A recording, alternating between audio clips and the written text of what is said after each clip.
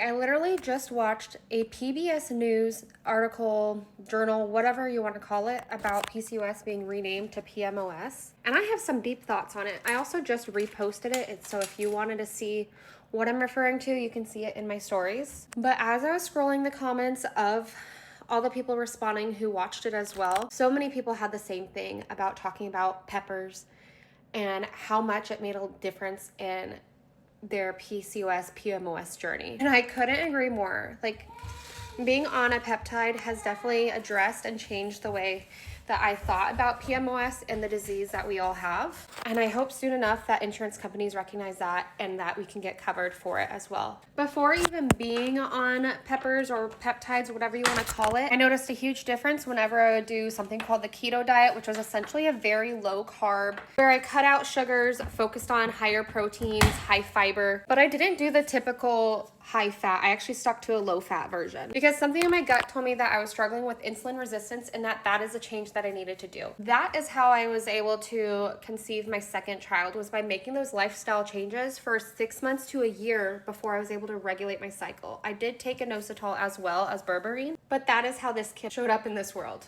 Huge changes. And it definitely would have been a lot easier had I had access to GLPs prior. And I just want people to know that if you do rely on those types of medications, it doesn't make you weaker. It doesn't mean you don't have willpower. And you're definitely not taking the easy way out. I wish so many of us that didn't have to struggle with this condition and that all of us had equal access to what we need to address what we have. Tell me what your thoughts are in the comments below. Just hoping you guys relate.